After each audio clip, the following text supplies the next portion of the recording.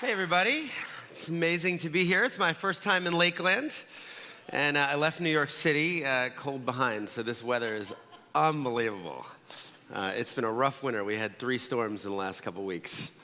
I'm excited to share a little bit about my personal journey, talk to you guys about water, and then talk about the organization and some of the things we've done over the last now 11 years to try to bring clean water to everybody on the planet. So little backstory. I was born in Philadelphia, middle-class family. This was mom and dad, and we can just, if you guys just want to put the slides up full-time, that's fine. Dad was a businessman, mom was a writer, and when I was 4, we moved into this house, and unbeknownst to us, this house had a carbon monoxide gas leak.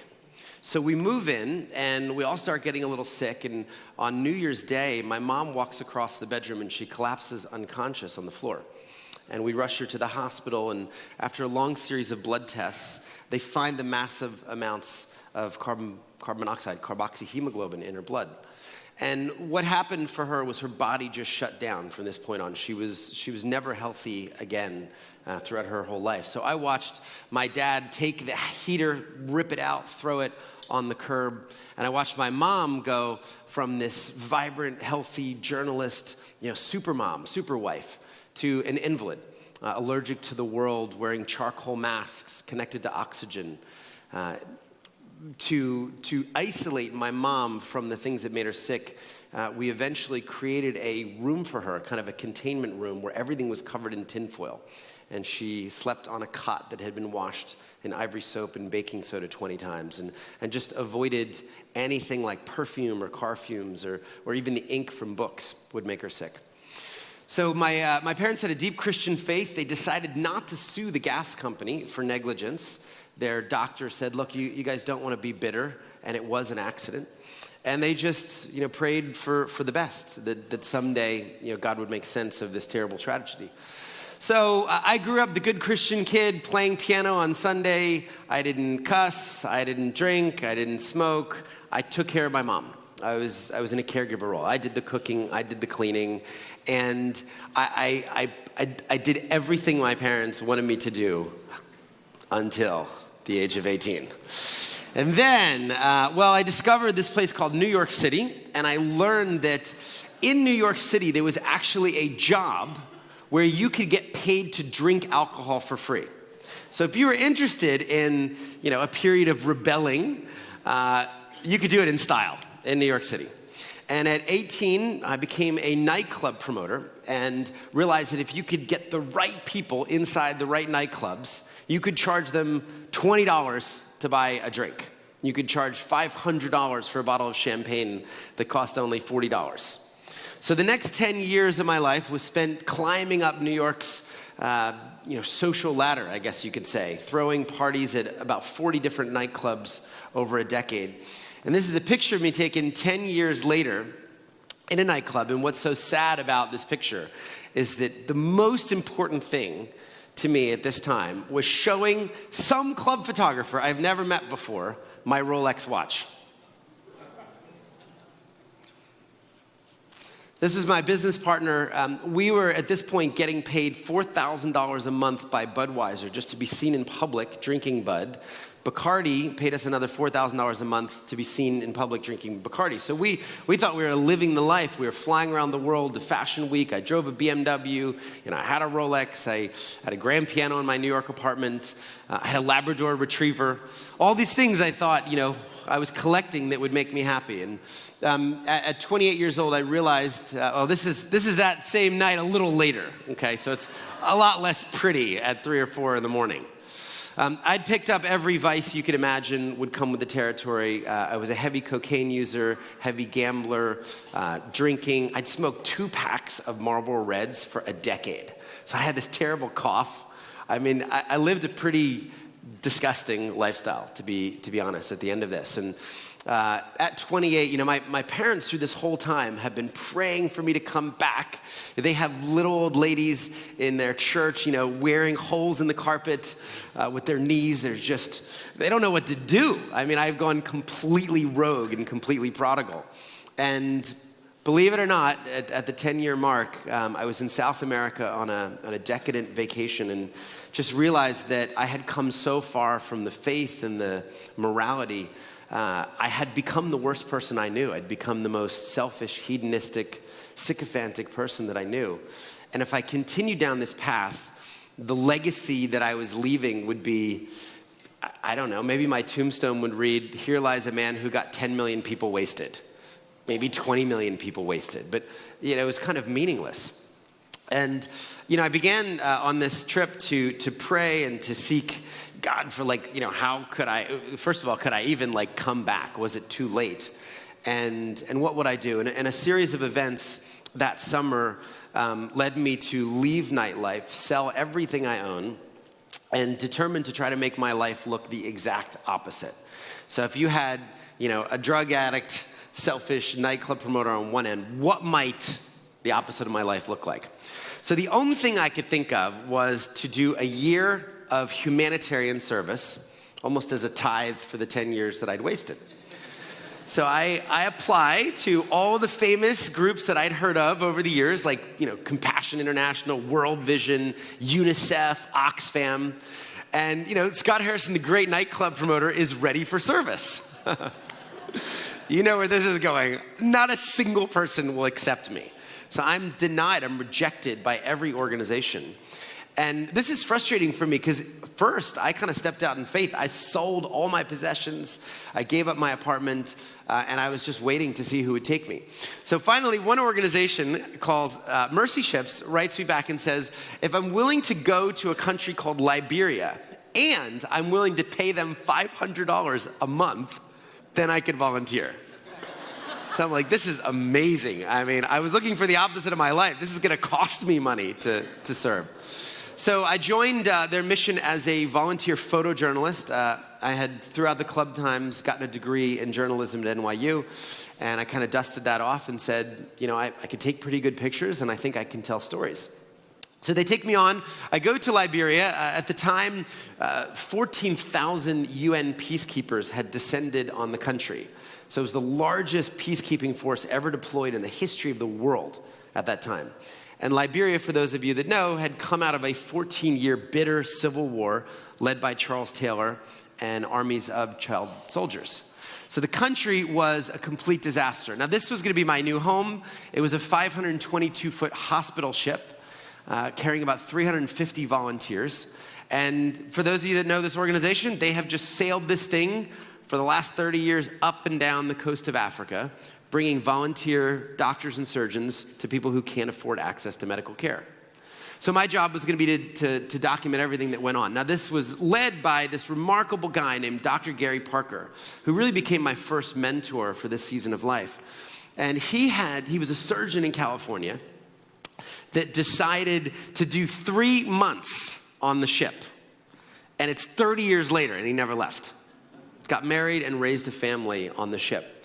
So I have this moment before the mission starts where I go all in, and I decide that I really need to quit all of my vices if I'm going to, have a new shot at a new life, if I'm going to be able to walk in this new direction. So I go out with a bang. If I'm honest, I smoked 3.5 packs of Marlboro Reds and had 6 or 8 beers, and then I just walked away from it. And I walked up the gangway of the ship, and I never touched drugs again. I never gambled again. I never looked at pornography again. I never had a cigarette again. I just walked away from my former life and kind of into this new story. So I'm running around Liberia, and the whole place is shot up because that's what happens in a civil war. So every lamppost looked like this. The people were living in houses that were bombed out. The country had no electricity, no running water, no sewage, and no mail system. And it was actually beautiful once. I mean, this used to be a beautiful house before the war, but just decimated after. Probably most importantly about Liberia, there was 1 doctor for every 50,000 citizens. So here are numbers about 1 to 180. So if you got sick in this country, you were out of luck. There were 2 surgeons in the country, but nowhere for them to operate. So that's what we were there to do. A small advance team would flyer the country. They would put up these posters and they'd say, if you have one of these conditions, if you have a giant facial tumor, if you were born with a cleft lip or a cleft palate, if you were burned by the rebels during the war and you need reconstruction, if you have flesh-eating disease. I mean, I'd never heard of flesh-eating disease before. Turn up and our doctors will try to see you. So my third day on the mission is what's called patient screening, where we are going to see and triage the people that respond to these flyers. Now, I should have known something was up because the government gave us their football stadium, their huge soccer arena. And I know that we have 1,500 available surgery slots. So we can take 1,500 people and schedule them for surgery. 5 in the morning, I put 2 cameras around my neck, I put on hospital scrubs, I jump into a convoy of Land Rovers, and we approach the stadium, and there are over 5,000 people standing outside waiting for us to open the doors. So this was, one of those first just huge moments for me, like realizing we were gonna send 3,500 people home who had come with hope. I later learned many of these people had walked from neighboring countries. They had walked more than a month, bringing their children just in the hopes of seeing a doctor. The first boy in line was this boy named Alfred, and he was 14, and he was just suffocating to death on his own face with a benign tumor. His mom had brought him there 3 days earlier to make sure that he got seen. So this is her there. She says through a translator, 4 years ago, my son was fine. And she pulls out a photo and said, this was Alfred at 10 years old. And this was Alfred at 14 years old. So I learned that we were there to help kids like Alfred. And a couple days later, I scrubbed up and I watched these amazing surgeons remove his tumor, put his face back together, throw it in the medical waste. And then about 2 weeks later, I got to take him home to his village with his new face. And I got to watch him heal. And watch this little boy who was on the brink of death completely restored to health because of these incredible doctors who could be in the Caribbean on vacation with their families, but instead decided to use their talent in the service of others. So this was what my job was like, documenting every single patient. I would wake them in the morning, I would go down on the hospital ward, and I would just get to know these people. This was Marthaline. She told me that for 8 years, this tumor had slowly grown. And you can kind of see here, she has a towel in her hand, a colored cloth. She said that if people saw her face, they would stone her. So she would always have to cover her face or else rocks would be thrown at her. And people thought she was spiritually cursed. She needed a 40-minute surgery just to remove a benign mass. So it was an amazing, amazing experience. Now, I should say this whole time, I left with a huge email list of 15,000 influencers from a decade in nightlife. And this is back when email open rates were 100%. So I'm emailing these pictures and stories to the people that had just come to the Cosmopolitan magazine party and the Prada store opening. So they're like, take me off this list. I mean, there were definitely some unsubscribes. But other people, were really moved by the stories of people like Marthaline and said, how do I help? How do I send money? How do I volunteer? So that first year, I took 50,000 photos and was just blasting these stories and these images and these videos back to people in New York, saying, will you help? Will you give of your time and will you give your money? So I didn't know what was next, and I signed up for a second tour. I went back to Liberia, and on this second tour with Mercy Ships, I really got my first taste of dirty water as I got off the ship and spent more and more time in the rural areas. And as I would travel around, I would see the water that people were drinking, and it was water from swamps like this. I had never seen a human being drink dirty water before. I had never thought of the problem. I had never thought that people didn't have clean water. I mean, I was selling bottles of water in nightclubs for $5 or $10 to people who wouldn't even open them. They would just order them on their table as a show of wealth. And I met, 13-year-old girls like Hawa and just realized that this is what it's like. Over half of the country lacked clean water. Over half of the people in Liberia were drinking water like this. They were using this water to cook, to clean, to bathe with. So I'm back and forth, in the surgeries, and I'm telling the doctors and surgeons what I'm seeing in the villages, and they start just rattling off all the health statistics, all the sickness and disease that's caused by bad water. And Dr. Gary encourages me to go and make this my issue. He says, if you really care about impacting the health of people, then you will try to bring clean water to the world. So I finished my 2 years with Mercy Ships. I come back to New York City. I'm 30. I'm completely broke because nightclub promoters are not good at saving money. And I just gave all my money to Mercy Ships and the people that I'd met. So I'm living on a closet floor of a friend's apartment in Soho in New York City at the time. He had a walk-in closet, and he let me throw a sleeping bag down there. But I was running around telling everybody that I wanted to end the water crisis in my lifetime. I wanted to bring clean drinking water to every human being on earth before I died. So I'll talk a little bit about the founding of that, but just a dive into the issue. We played that brief video that said 748 million people. So that was a few years ago. It's actually come down to 663 million. So this is good news. Okay, we've given 100 and some million people access to clean water over the last 4 years. However, this is a tenth of the world. So, just count down your row. Imagine if every 10th person was drinking bad water. And, typically whether it's 748 million or 663 million or 6 billion, people just kind of numb out when they come to numbers. So we've really tried over the last 10 years to tell stories of the people that are trapped in this problem that really just doesn't affect you or I. So this little boy's name is John Bosco, and he's from southern Rwanda, and this is the only water he's known his whole life.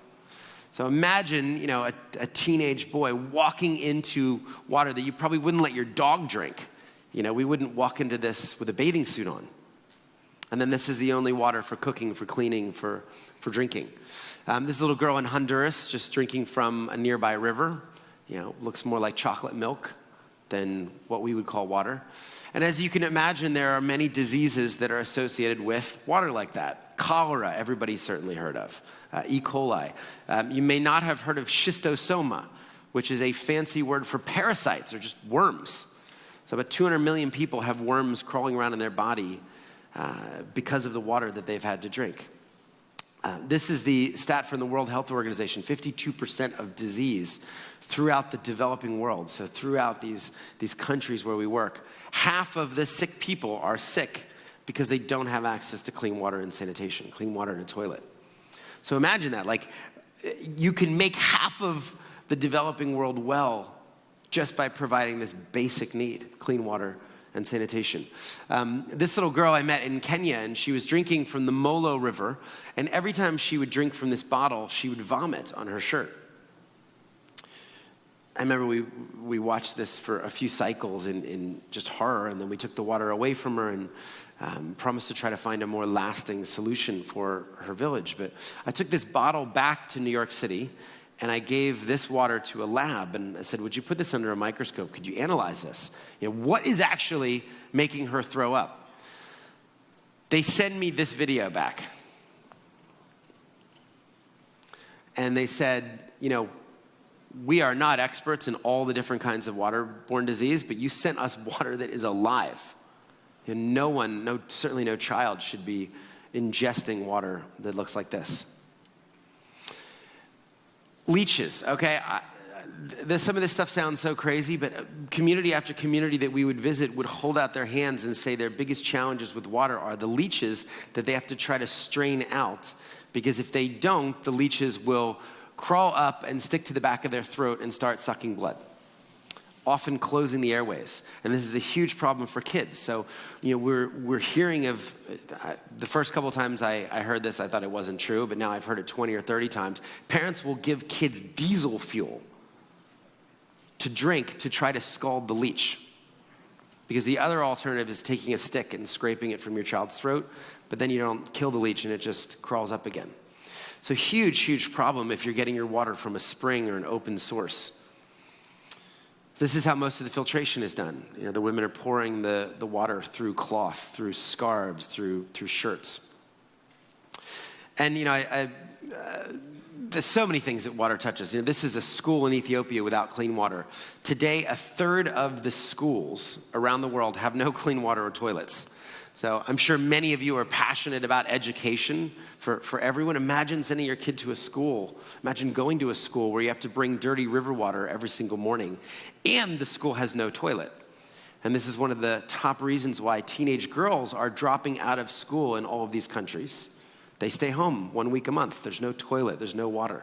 And the social pressure is already against women to get educated. They're too useful getting the firewood, getting the water, doing the cooking. And so many of them drop out. So it's sad, but this is what you see. You see girls that should be in school in the middle of the day hauling 40 pounds of dirty water on their back that they are then bringing back to their families, which is actually water that could kill them at any moment. So the last thing I'd say is it's a women's issue. You know, I've been to 68 or 69 countries now. The men never get the water. It is always culturally, whether it's Bangladesh, whether it's rural India, whether it's sub-Saharan Africa, whether it's Central or South America, it's the job of the women to provide water for the family. And we see women in the most compromising positions digging in the sand, like this woman in Kenya. The only other alternative to this village was this river. And the problem with this river is that there were crocodile attacks. So I remember being there, and through a translator, they were naming the people who had come for water and were never seen again at this river. The story that's really impacted me the most over now a decade of traveling around the world and hearing these stories is a story from Ethiopia. And, you know, it's a story I didn't think was true at first. I was in a $5 a night hotel room, and the owner recognized me and sat down and said, you know, you're the water guy. We appreciate what you're doing here in the region. He said, but let me tell you a story. I'm from a remote area. About 2,800 people live there. And when I grew up, the women in my village would walk 8 hours for water every day. And he said one day after an 8-hour walk, one of the women slipped and fell, and she broke the clay pot that she was carrying the water in. And he said, she hung herself from a tree in my village. She didn't go back for water. We found her body swinging from a tree. I remember thinking, it's not possible. You know, tell a Western donor a sad, shocking story, so we feel good about the work. But it just nagged at me. I couldn't let the idea go that maybe a woman was so desperate that she had, you know, just slipped and fallen and taken her own life. So we sent our local partners out to the village. They verified that it was true. And then I went to actually go live in this village for a week. And I kind of wanted to retrace her steps. I wanted to walk in her footsteps. I wanted to see where she got her water. And I really wanted to kind of reconnect with just the humanity of an issue that's often dominated by statistics. So I flew to Addis, I flew up to the north to Mekelle, I drove 5 hours to where the road ended, then I rented this donkey for about $20, put my solar backpack on it, and then this donkey and camel took us 9 hours walking over the mountains to reach this remote village. Got there at the end of the day, I pitched my tent next to the chief's house, and over the next week I began to learn about Ledikiros and her story, and I met her mother, who told me, vividly recounted the moment when she looked out over the plain and saw them bringing her daughter on a stretcher. She said, you know, her friend is still walking to the same place. She'll take you there. So I go to her friend Yeshareg's house, and she shows me the clay pots and the rope that they used to use. She said, you know, it's actually a little bit of progress. They have been replaced by these yellow jerry cans, so they weigh less and they don't break if you drop them. But we're still walking to the same spot, so come with me. So she takes me to the plateau, and she says, well, the water is all the way at the bottom. So we walk all the way down these treacherous paths. And at the bottom, as if that's not bad enough, there's a long line of women that have queued up jerry cans because the spring yield is so low. It's just a little bit of a trickle. And this was the source. Just a little bit of water oozing out of the rock. There was another source, but it was much farther away. So I learned about Ledikiros, and this was the church where her funeral was given. Over 1,000 people came to her funeral. This was her grave, so the priest took me to this little pile of rocks behind the church where she was buried. And I didn't know this until I lived in this village, but she was a 13-year-old girl. So when she died, she was 13. I'd always imagined, you know, an older woman, you know, tired from years and years of walking. This was a child. And before I left, they took me to the tree where they found her body. And I asked her best friend, I said, why do you think she took her own life? And her friend said she would have been overcome with shame because she has destroyed the clay pot, which was a valuable asset for the family, and was coming home empty-handed. So no one would get water that night. As you might imagine, I came back angry. Fired up, wanting to help more and more people. The injustice of just simply being born in a place where the water is hours away. And it was a solvable problem, and we know how to find it. Really touched me on a visceral level. So the good news is it is a completely solvable problem. And unlike so many global issues, we are looking for the cures for diseases in test tubes. There are labs believe that maybe a vaccine is 10 or 15 years in the future. It's not like that with water. There's not a single human being on earth today that needs to drink dirty water. No one. We are not scratching our heads saying what would we ever do about that person? There's not the awareness of the issue. There's not the will to help the 663 million people. There's not the money and the resources allocated. But we know how to do it. And a lot of different things work in a lot of different contexts. So there's no one-size-fits-all solution, but sometimes you can dig wells or drill wells or build rainwater harvesting systems or biosand filters or gravity-fed systems.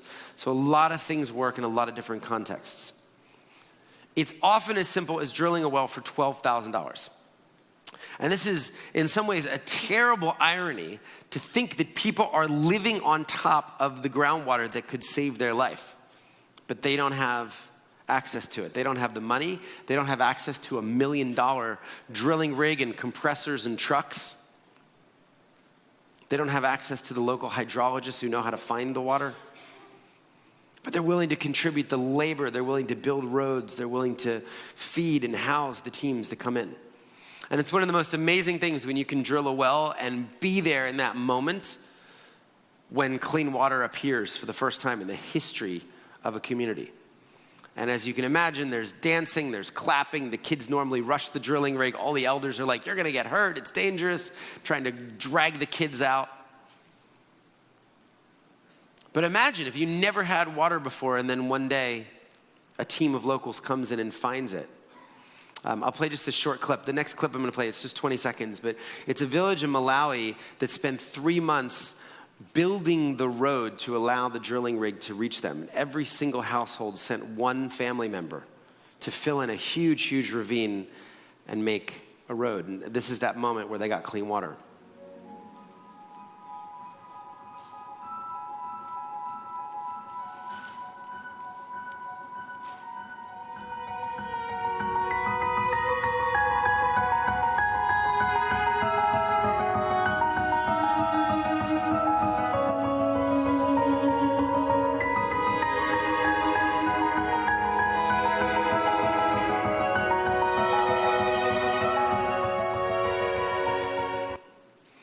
So as you guys imagine, that never gets old. That is one of the most amazing celebrations parties that I've ever been to. And sometimes, the celebration will last a day or two as people are just so excited about the water. We said for years that water changes everything, and I've come to really believe that it's the most transformative substance, the most transformative agent on our planet. It has the power to impact health, and so it has the power to eliminate disease. It has the power to impact education as you bring clean water to schools, as you bring clean water closer to students' homes. It has a huge, huge impact on women. And often it's the time that's reclaimed even more so than the disease. 40 billion hours are wasted by women just in Africa every year, just back and forth getting water that's not even helpful. So when you can free up 8 hours of a woman's day, and by the way, it's a 7-day-a-week job. It's not like Saturday and Sunday off, or else you don't drink water. You free up 56 hours a week, and we hear these incredible stories of women starting small businesses at the market, selling rice or peanuts or jewelry or rugs that they're making. Many women tell us that they're better parents, they're better moms, because they get to spend more time at home with their kids. And I think what I have loved most about the issue is it is one of the very few things in the world that everyone can agree on, especially in such a toxic, kind of divisive time. Regardless of your political views, regardless of your religious background or racial or geographic background, everybody can come together for clean water for humans. And no one wants this child to drink from a river. I just don't go anywhere where I come off stage and people are like, please stop that. Please stop giving people clean water. People should die of bad water. It's a universally agreed upon good. One of my favorite stories of a woman that did get clean water. So if you have, a 13-year-old girl hanging herself from a tree on one end of the spectrum, Helen probably belongs on the other end of the spectrum. And she lived in Uganda, and our team was visiting a bunch of completed projects after a long day. And we were actually trying to sneak into this village because often it's just hours of speeches and food, and you go through this 5 or 6 times a day. It's exhausting. So it was the end of the day, and they just wanted to see, hey, was the water point working? Was it in the right place? Was it well constructed? And was it serving the people? So as you'll see here, it's very hard to do that, to sneak into anywhere in Africa. So Helen somehow found out our team was coming. You'll see her here blocking the road. So that's her in the green. And she's leading this welcoming party, and they're dancing, and they're shouting, and they're singing. So our Becky, who was leading our water programs team at the time, sits down with Helen after this, and she says, Helen, how is your life different today? And Helen says, my whole life revolved around 2 of these things, 2 of these jerry cans. And she said, I would get 2 every single day. Just, again, to put this into perspective, this is a toilet flush for us. So 1 toilet flush of a traditional toilet drops 5 gallons down. So she was walking every day, bringing 2 jerry cans back, and she said, I have a husband and I have 2 kids, so there was never enough water for my family. She said, I always put my family first. I let my husband wash his clothes, his body. I kept my kids' school uniforms clean. I kept their bodies clean. I had to garden. We had to drink. We had to prepare the food. She said, I never used the water for myself. So she said, now that there's clean water in my village, now that there's a well right here, she says to our team, now I am beautiful. And we're a little slow. We're like, of course, Helen, you're a beautiful Ugandan woman. She says, no, for the first time, I feel beautiful because I can wash my face and my body and I feel clean. And, she had this beautiful green dress on and this wonderful, wonderful smile. We thought, we'd honestly never thought of that before, right? That water would have the power to restore dignity to a woman, to make her actually feel beautiful, just by increasing the quantity. So charity water. Okay, 11 years ago, we'll rewind now, come back. I've got the issue. I'm going to try and work on water. I'm living in the adjoining closet to this, and my friend takes me in and says, this can be your office. You can use this couch as your office. So like so many startup stories, couple people sitting around a couch. Now, I'm running around saying I want to bring clean water to everybody in the world, but as I start talking to my friends, I realize this is not going to be easy, at least with the people that I know, because people don't trust charities. Now, this surprises some people, because Americans are known as being so generous and so philanthropic.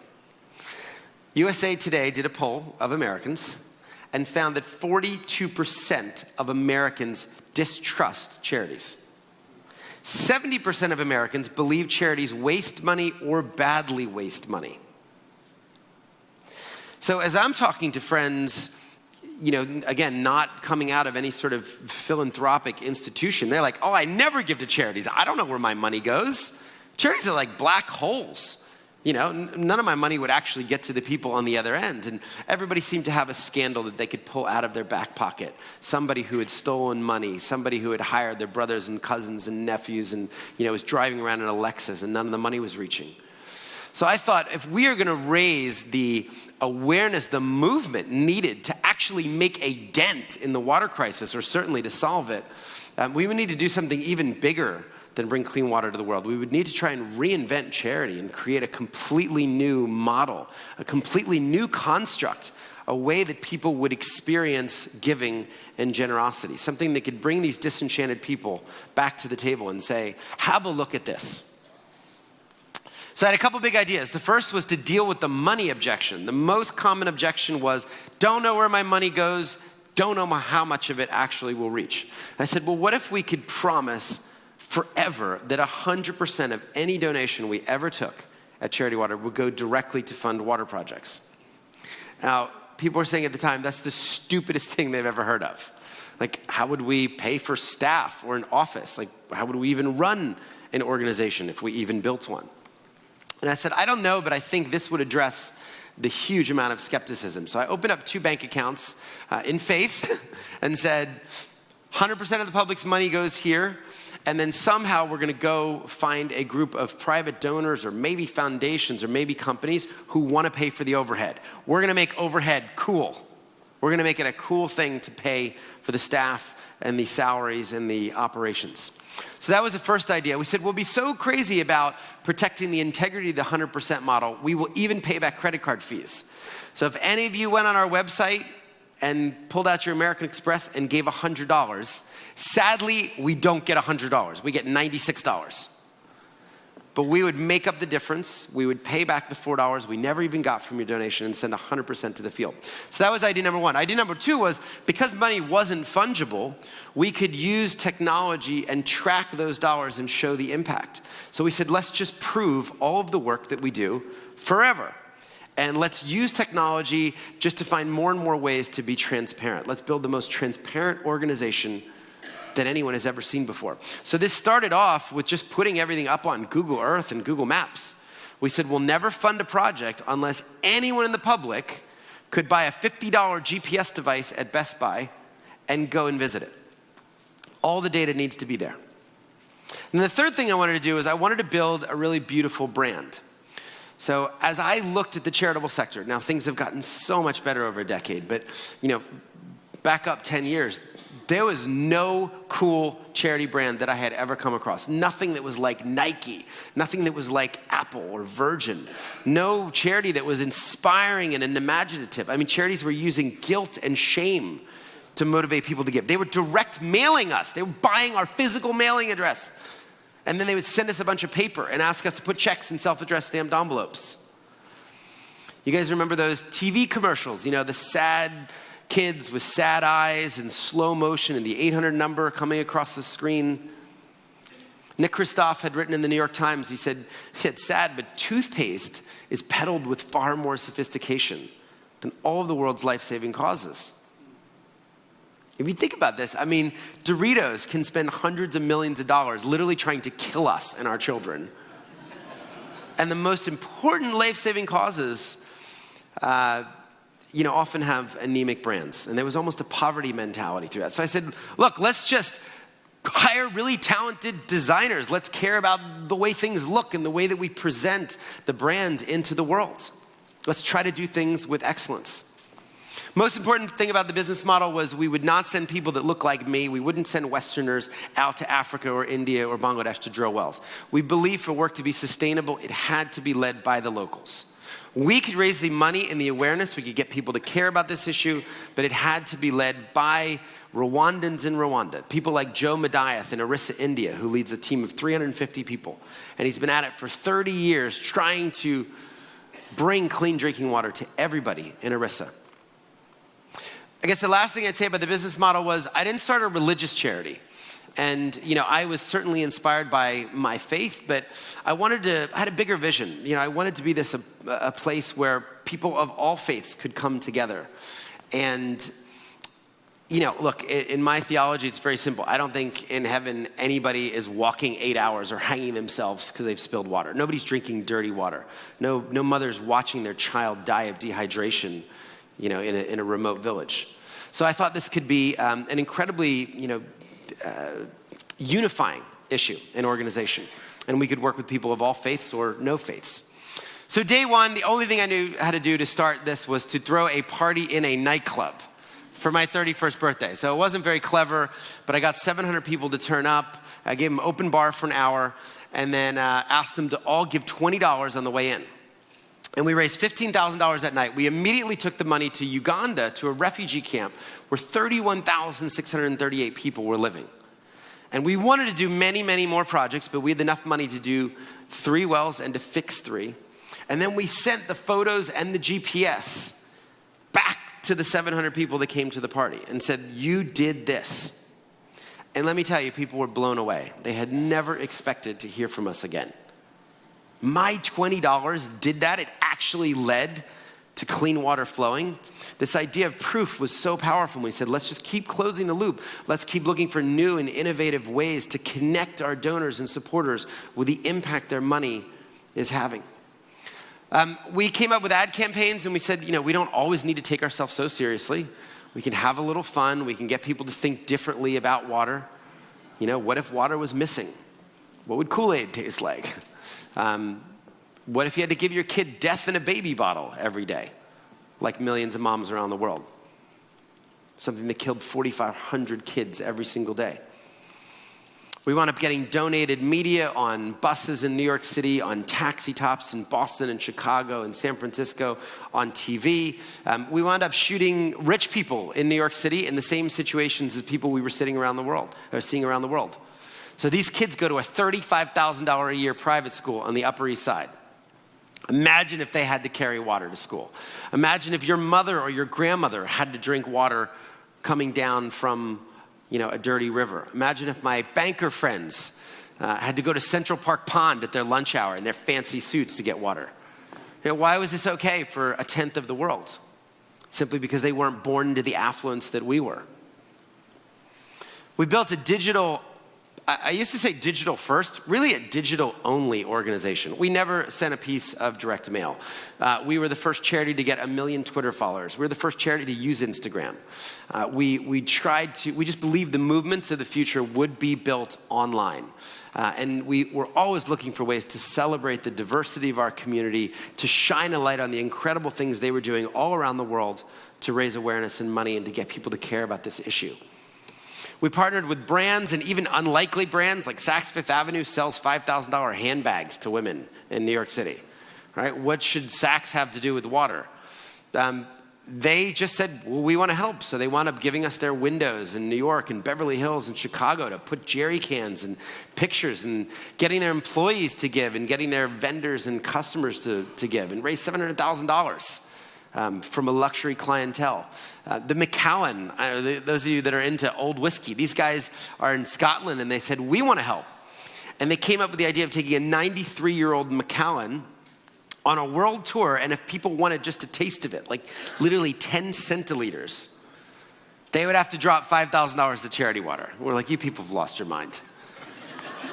I'm sure it's old, but no one's going to pay That single bottle, when it finished its world tour, raised $605,000. It broke the Guinness World Record 4 times over. So this was companies, using their time and their talent and coming together around this issue. American Express put us on their homepage for 3 months and took out huge ad campaigns talking about the issue. We then stumbled onto this idea that was kind of an idea for everyone and really began to spread and is almost ubiquitous today. But 10 years ago, I was turning 32 and I said, I'm about to have a birthday. I certainly don't need a party in a nightclub and I don't need anything that I might get. Socks, a belt, ties, wallets, gift cards. I have clean water. I have everything I need. So what if I could use my birthday in the service of others? And I thought the sticky marketing idea would be to ask for my age in dollars. So I'm turning 32. Could I have $32 donation for my 32nd birthday? So I wasn't sure if this was going to work, but I emailed every single person I know. This idea spreads a little bit, and I wound up getting $59,000 in donations. I'm like, well, this is a big idea because everybody has a birthday every year. And really nobody needs more stuff. So this 7-year-old kid in Austin, Texas, takes the idea. He starts knocking on doors, asking for $7 donations, and he raises $22,000. This is a week after my birthday. Now, he lived in a nice neighborhood, okay? There were some 777s for sure. Tony Hawk gives up his birthday on Instagram, raises over $20,000. Jack Dorsey, who created Twitter and Square, raised almost $200,000 through 3 birthdays. Will and Jada Smith in Hollywood give up their birthdays and then actually ask their fans to follow their lead and donate their birthdays and spread the idea. And these guys actually came with us to Ethiopia to drill and to see the impact that their birthdays had had on the people of Ethiopia. So that was cool. It started to spread among influencers and celebrities. What was really cool for us, though, was not people that were famous or rich. It was just 6-year-old kids in New York City like Lori, or 89-year-olds like Nona Ween. And I love her mission statement. She wrote on her website, she said, I'm turning 89, and I'd just like to make that possible for more people. She's double the life expectancy. Most of these places where we work simply because of the privilege she was born into. So if her birthday could help people actually have more birthday, realize more birthdays, and that's what she wanted to do. So then it went beyond birthdays very quickly, and people started climbing mountains, trying to raise $1 per foot. We had people skydive for charity water, make charity water sails and sail the Atlantic. This is an amazing story. This guy took the $10,000 he had saved to buy an engagement ring, and he buys a well in India for his wife instead and proposes to her and said he wants to start his marriage off with an act of radical generosity instead of a rock. This guy in Atlanta said he would listen to Nickelback for 168 consecutive hours. A week of Nickelback, including going to sleep with headphones on. And he raised $36,000 for his pain. So some of these were just so out of the box, like people bringing their creativity, their ideas. Riley ate rice and beans. This was a catalyst story, Brad. You remember her? Right, ate rice and beans for an entire month, raised $15,000. And she's holding a picture here. This little girl went to her mom and said, 4,500 kids are dying every day of bad water. I want to know how big that number is. So she starts writing 4,500 lines down on pieces of paper because she wanted to feel it. Her mom said it took her 2 days to finish. So this extraordinary community of people who just say, it's not okay, like not on my watch, not if I can do something about it. Maddie is in Vancouver. She did 12 lemonade stands. At her last lemonade stand, she convinced a local band to perform on the sidewalk so that she could attract buyers, and she's now done $5,600 of dollar lemonade. So this was this community, and what we realized was, Charity Water was never our story. It was really their story. It was the story of Nona and of Max and of Maddie. It was the story of our local partners, of our volunteers. We really needed to get out of the way. I mean, we needed to continue to highlight the amazing things our community was doing, highlight the amazing thing our local partners were doing, even the beneficiaries in these communities, and never make ourselves the hero. Never say, hey, look at what Charity Water's doing, because we weren't. We were really the guide in the story. We were just trying to connect people who wanted to help with a great way to do that. One thing I'm really proud of is, sometimes you might be sitting there saying, well, that's great, you're building all these wells. What then when you leave? And we really wanted to tackle the project or the problem of sustainability. Many wells around the world are broken for lack of parts, for lack of repair.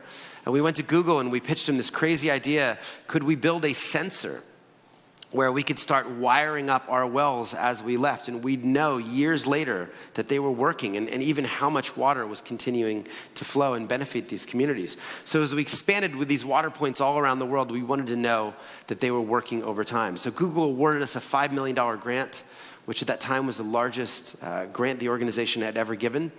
And we built a sensor for about $100 that we could retrofit in some of these wells, and just the 4 screws off, put our sensor on, and from that moment on, when any child, when any woman pumped water, we would know back in New York City how much water was flowing, and when it broke, local technicians could come out and respond to that.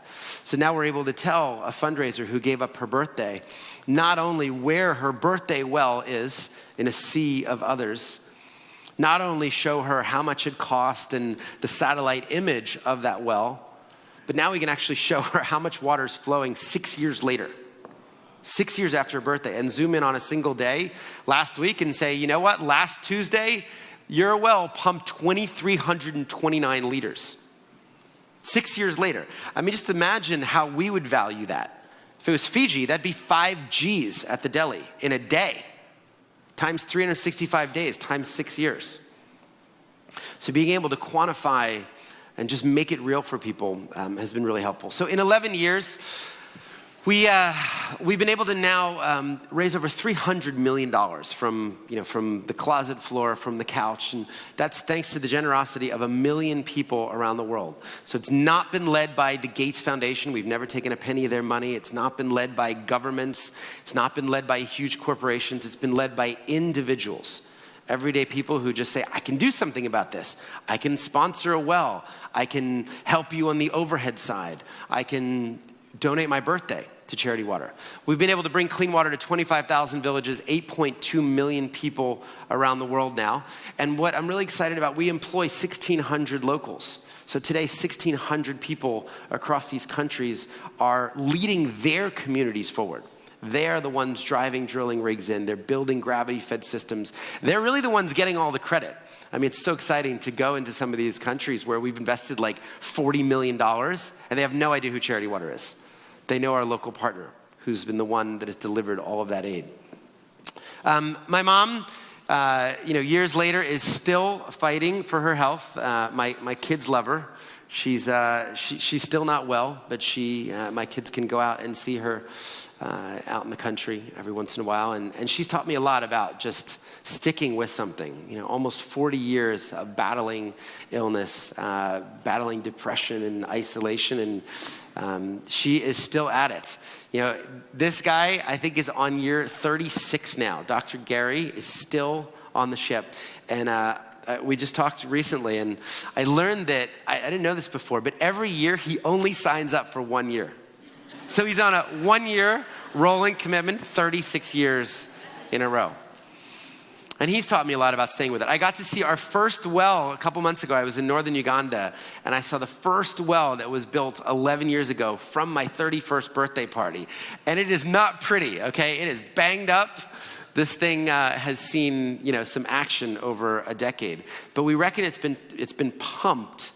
It's pumped over 10 million liters. About 1 million liters every single year. Actually, 11 million, as it's 11 years old. As we look kind of ahead, 8.2 million, it's a lot of people. It's stadiums full of people. But out of 663 million people that need it, we have a lot of work to do. I mean, we're at the very beginning of this journey. We have solved 1.2% of the global problem. So we need to do 81 times more, would be one way of looking at it. So if we could do 81 times more than we've done in the last decade, nobody drinks dirty water. So we want to go faster, and that's why we're out there telling the story. We're inviting people in. I'll just kind of end with John Bosco, which is, sometimes it's easy to get lost in the numbers or how big the problem is. And then you think, well, we've done 25,000 wells and 8 million people. This is just one child's life. And sometimes you think, man, it would be worth it just for one person, just for one family, certainly one community. This was one of our first ones. So John Bosco in southern Rwanda, goes from walking into dirty water like this, sharing unthinkable water with his family, with his community. And then one day someone writes a check, or a group of people get together and donate their birthdays, and drilling rigs start heading towards his village. They pull off the paved road. They go into the rural area. And he gets to watch local Rwandans. I mean, imagine they're heroes to this little boy. Find water 200 feet, 20 stories beneath his village. And in less than 7 days, they go from drinking from the swamp to drinking clean water from this well. And we've been able to visit him a couple times over the years. And on our last visit, which was 8 years after he'd gotten clean water, it was just so cool to see the boy, John Bosco, has turned very much into a man. And he's married now, and he just had a daughter, Jean-Marie. So the cool thing is that his daughter will never need to know that swamp.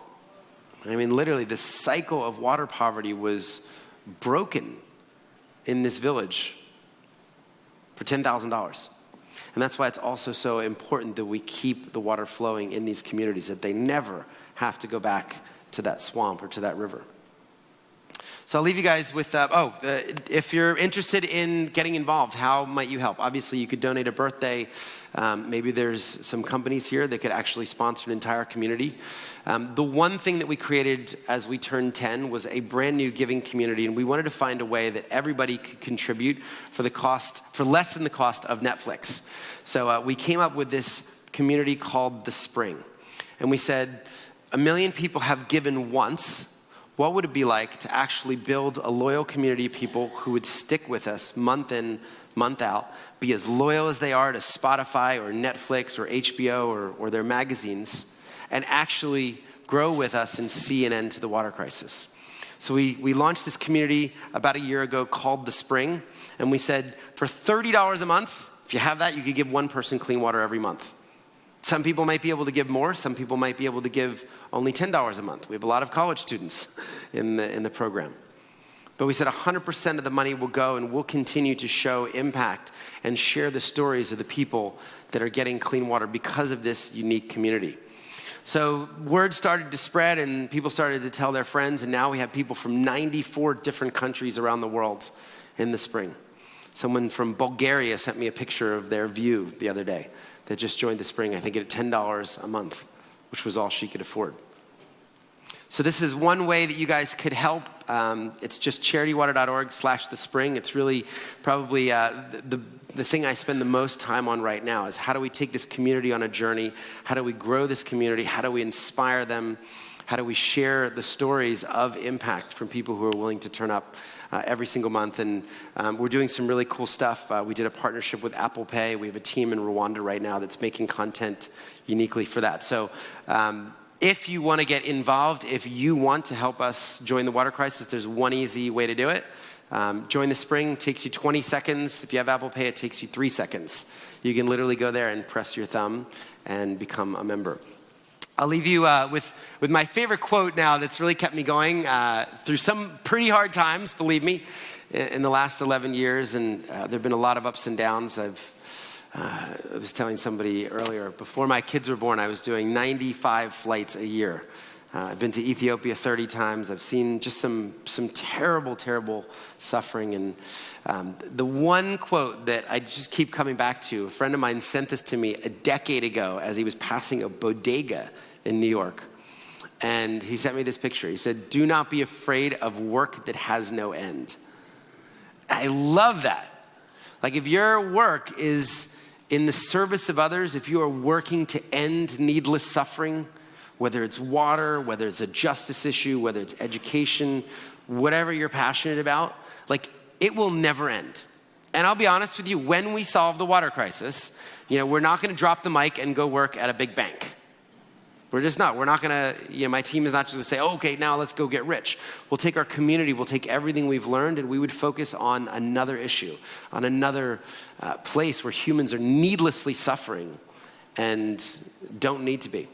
So thank you guys so much for letting me share the story. I think we have 2 or 3 minutes left, but I'm happy to take a question or two. Thank you guys. Appreciate it. Hey, let's. We've got about 3 minutes left. We've got some students with microphones strategically placed. It's one of the beautiful things about the forum is that you have the connection, you have the intimacy with our speakers. And so as our students are here, we have time for maybe 1 or 2 questions.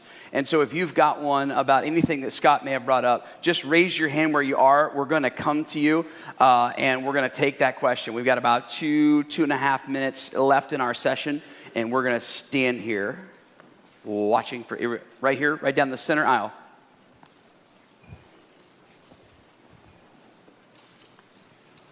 Have any of the water companies or soda suppliers or anyone been involved in your charity? We've actually decided, we've been approached by a bunch of bottled water companies and made a decision not to get involved in that industry. Didn't want our logo in a landfill, just didn't want to be a part of kind of any environmental. So not really. We've been approached by the Coke, Pepsis, Dr. Pepper, Snapples of the world to do kind of private label water. In the case of so many of those, Starbucks, for example, they sell that water ethos. It's 5 cents goes to the cause out of $2.61. So we're just really all about pure giving. I'd rather have someone donate $2.71 and give them a pure experience than go buy, 30 bottles of water. So that's probably one industry that we will never work with, which is specifically bottled water. Some water companies have, and some utilities have certainly gotten involved. That's good. We got time for a couple more. Where are you at?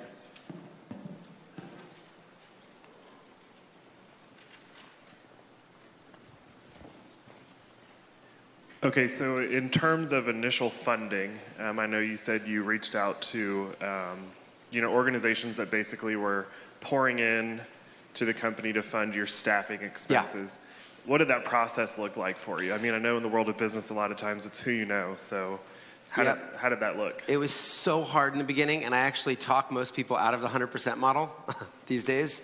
You imagine starting 2 organizations with 0 capital and then having to run them in perfect balance forever. We had, a year and a half in, we had raised millions of dollars in the water bank account, and we were about to miss payroll. We were delayed. We weren't taking our checks. There were 9 staff at the time. And it was an interesting moment, I guess, of temptation. There was $881,000, I remember the amount, that we could never touch on its way out to build 80-some wells, and we couldn't pay ourselves or our rent for the office. So the advice I was getting from friends was, go and borrow from the 900 Gs. Money's fungible, write an IOU. And I remember being angry at that idea. I mean, we made this promise. If we borrowed 1 penny, our integrity would be compromised. We might as well all resign in shame. And I was beginning to unwind the organization. I was praying like crazy, but if I'm honest, with 0 faith, because I'd already exhausted every kind of person that I thought might give to overhead. And a complete stranger walked into our New York office, sat down with me for 2 hours, and wired $1 million into the overhead account after the meeting. Wow. That gave us the time, 13 months of funding, to now, the way it works, now it's 135 families pay for all of our overhead, 76 staff in New York, all the flights. And in that group is the founders of Twitter, the founders of Facebook, the founders of Spotify, Johnny Ive at Apple, Angela Ahrendts. A lot of these great tech and business leaders say, we actually want to pay for your staff. So now it's 135 families from all around the world that make it possible for 1 million donors to give in a pure way. So it's really hard in the beginning. I guess my advice to anyone trying to emulate the 100% model would be to get that funding in place first. I mean, go get a group of people who will kind of promise you the next 2 or 3 years. Those 135 families all commit to 3 years. So we have visibility on at least the next 3 years of cash flow. And then almost all of them continue to renew for the next 3 years, So it's hard, it's powerful. I guess the last thing I'd say is that when we started the model, we weren't trying to say overhead was bad. We were just trying to reach out to people who weren't giving. So I was after the 42%. I wasn't after World Vision's money or Compassion or Oxfam or the people that were already giving. I was after this person who didn't trust the system. And we've heard time and time again, this is the first gift I've ever made to charity in my life. Awesome. Which we're like, yes, that's our reason for being, to give them a good experience. And then I just believe the more you give, the more you give. So, I just introduced our biggest donor who's given $20 million to a bunch of other charities, and he's giving them money, and that's great. We have such an abundance mentality when it comes to giving that we're just trying to kind of bring people into this cycle, give them a great experience, show them their money can make a difference, and then hope they get involved with a lot of causes. Hey, would you express your gratitude one more time to Scott? Thanks.